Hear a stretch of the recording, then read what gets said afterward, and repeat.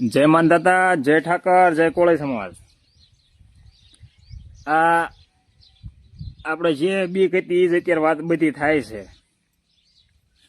ઓલો આમ ઠોકાઠોક વિડીયો બનાવે, આ આમ ઠોકાઠોક વિડીયો બનાવે। નમસ્કાર દોસ્તો, વીડીટી ગુજરાતી યુટ્યુબ ચેનલની અંદર તમારું હાર્દિક સ્વાગત કરું છું। દોસ્તો, બગદાણા વિવાદને લઈને જેમ કે સોશિયલ મીડિયાની અંદર એક પછી એક નવા વિડીયો વાયરલ થઈ રહ્યા છે। તે બાદ દોસ્તો જેમ કે એક ભાઈનો જેમ કે હાલ સોશિયલ મીડિયાની અંદર ખૂબ જ જેમ કે વિડીયો વાયરલ થઈ રહ્યો છે। વાત કરીએ દોસ્તો જેમ કે નવનીતભાઈને જેમ કે જાહેરાત જાહેરને લઈને જેમ કે વિવાદ સર્જાયો છે બગદાણાની અંદર।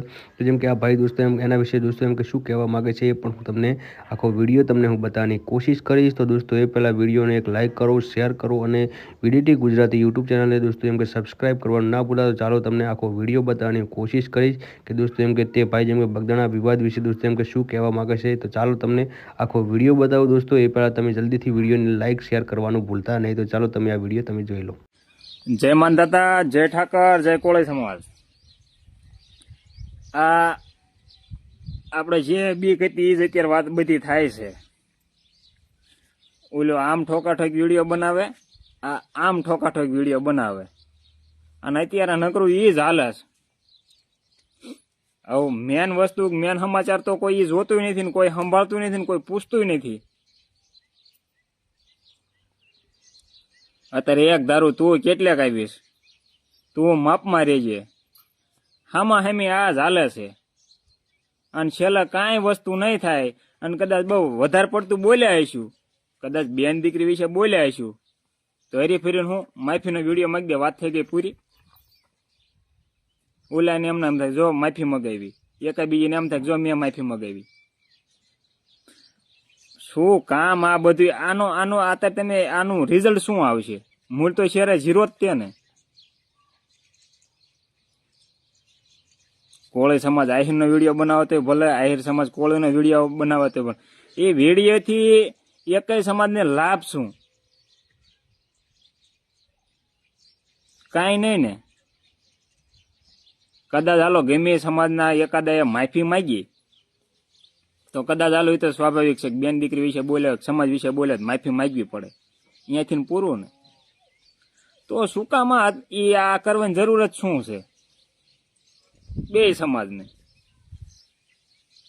જોકે અમુક નથી સમજવાના, એ નથી સમજવાના, એ તમે હું ગમે એટલું જો સીધું લાવવા કરીશું તો એ કાંઈ આવે એવું છે નહીં।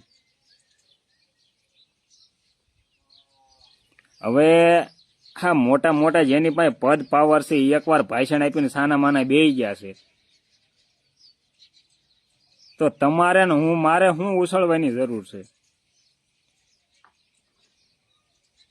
હા, તમને ખબર હોય, તમારી પાસે પ્રૂફ પુરાવા હોય તો આપણે જે કાંઈ છે એ કાયદેસર આમને જે કાયદેસર રીતે જે દબાણ કરાવીને જે નિષ્પક્ષ તપાસ કરાવરાવો। બાકી હારા માણસો પદ પાવર વાળા કોઈનું નામ નથી લેતા તો આપણે શું નામ લઈને કરવાનું છે? આપણે જ કદાચ આલો એક વસ્તુ છે ગુલાભાઈને માર્યો છે તો આપણે એ કદાચ એની પડખે ઉભા રહેવી અને કદાચ અહીંયા નિષ્પક્ષ રીતે તપાસ ન થાય તો આગળ આપણી પાસે કોર્ટ છે,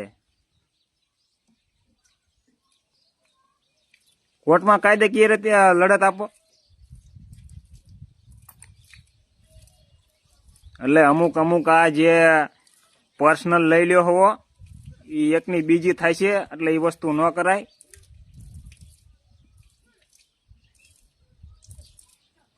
હવે હું તમને કહું, તમે મને કહો,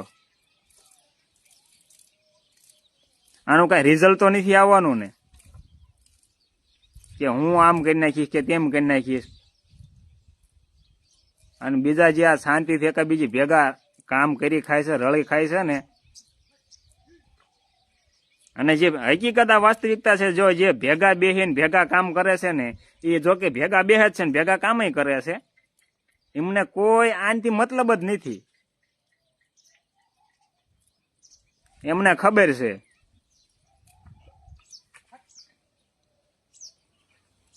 તમે એક વસ્તુ વિચાર તો કરો, આ નાની અમથી વાત હતી ને ક્યાં ઠેઠ પૂજી જાય છે રાજકારણ ભળ્યા પછી।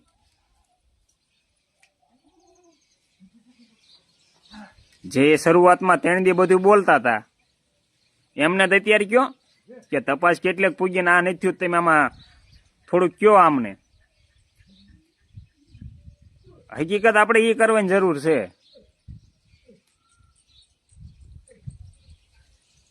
હવે એ વખતે અત્યારે ઈ બધાને ભૂલ્યો, કોઈ કાંઈ નથી. કોઈ કેમ હજી આ થઈ ગયા પછી આ 2-4 દી મેં કઈ એમનું નિવેદન નું આવ્યું, બયાન નું આવ્યું.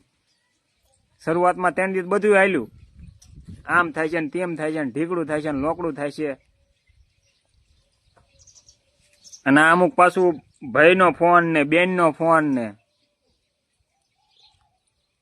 એટલે જે માણસ કામ ધંધા વાળો માણસ છે ને, દી ઉગન કામે જવા વાળું ને, જે સાચો માણસ છે ને, એને ભાઈના ફોનની જરૂર નથી પડતી અને બેનના ફોનની જરૂર નથી પડતી. એને તો શું છે, ખબરમાં ક્યાં કામે જવું એનથી જ મતલબ હોય છે. એટલે ભાઈના ફોનથી ને એને જ કાંઈ ફેર પડતો ને બેનના ફોનથી ને કાંઈ નથી ફેર પડતો. એને આવી કઈ ખોટી જંજાળમાં જ નથી પડવાનું થતું. એને હું ભાઈના ફોનનો બેનના ફોનનો ફાંકો હોય.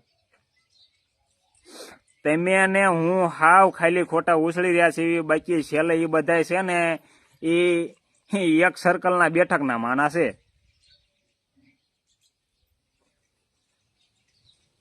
સમજ્યા તમે આખી વાત? એ છેલ્લે બધા ઈ એક ને એક છે ને તમને મને સડાઈ દેવાની વાત છે આ.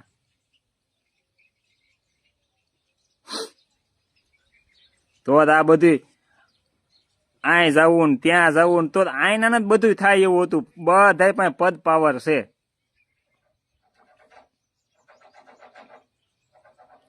અને પોલીસ પ્રશાસન જો વ્યવસ્થિત રીતે કામ ન કરતી હોય તો આપણે કદાચ આ ગૃહમંત્રીને ઓલું આવેદન પત્ર કે જે કાંઈ કરવાનું હોય, સીએમ ને દેન શું કામનું? પોલીસ વિભાગ તો બધું એ હરસંઘવી પાસે છે. આપણે ભૂપેન્દ્ર પટેલને મળે ને આયા, પણ આપણને તેવી કઈ ખબર પડે ને. હા આપણે એક વસ્તુ હાલ્યું, પદ પાવર એમની પાસે છે. એમને કાયદાકીય રીતે જે નિષ્પક્ષ તપાસ થાય ને એવું દબાણ આપો ને, જે હાવ ચોખ્ખી તપાસ કરે ને એ રીતનું કરાવો. દૂધનું દૂધ ને પાણીનું પાણી થઈ જાય છે. અને તેમેનું હાવ અમથા ઉલ્યું ને પેલું ને ઢીકડું ને લોકડું. અને અમુક આ જે ગાળ્યુંના વિડીયો બોલે છે ને એ તો હાવ બિલકુલ ખરાબ જ છે. એ વસ્તુ વ્યાજબી જ નથી. કોળી સમાજના બનાવતા હોય તો ભલે, આહિર સમાજના બનાવતા હોય તો ભલે, એ વસ્તુ વ્યાજબી નથી. કોઈ પણની બેન દીકરી હોય. એટલે થોડુંક બધાય સમજજો, વિચારજો. અને હાવ ખોટું લેવા દેવા ગયું બીજાનું બીજું હાલે છે. જ્યાં હાલવાનું, જ્યાં ખરેખર જ્યાં એનું તો અત્યારે કઈ કોઈ સંભાળતું જ નથી. ફલાણા નામ જવાબ પણ ઢીકડા નામ આપ્યો ને, અને પાછું અત્યારે પાછું મોરો તરત આવી જવું. આવતા તો કોઈ નથી પાછા. એટલે આ વસ્તુ વ્યાજબી નથી. સમજી વિચારીને બે સમાજ સમજો, વિચારો. અને ખોટા અમુક જે 2-5 જણા બે સમાજમાં હોય ને આવો બનાવે, એટલે આ બધી સમાજ ઉપર ખોટી અસર પડે. નાના છોકરા જોતા હોય કોઈ, એટલે આપણે આવું જ શીખવાડવાનું છે.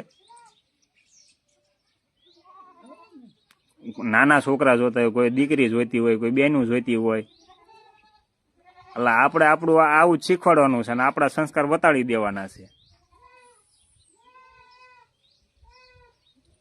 એટલે આ બધું હવે મૂકી દો તો વધારે મજા આવે. અને જે બે સમાજ ભેગો થઈને કાયદાકીય રીતે નિષ્પક્ષ તપાસ થાય ને એવું કરો તો સારી વાત છે એમાં. બાકી તો ઓલા જેવું છે કે કદાચ જે માને એ તો માને જ છે, ન માને એ નથી માનતું. પોતપોતાનો વિચાર જે રહ્યો ને એ પ્રમાણે હાલે બધાય. અને આપણે કાંઈ કહેવાય નહીં ને ભાઈ. આપણે આપણી રીતે જે આપણને લાગે છે એ કેવી છે. બાકી તો બધાને જેને કઈ રીતે લેતા હોય, હું વિચારતા હોય, એમની વિચાર શક્તિ પ્રમાણે વિચારતા હોય. ભલે હાલો, જય માતાજી.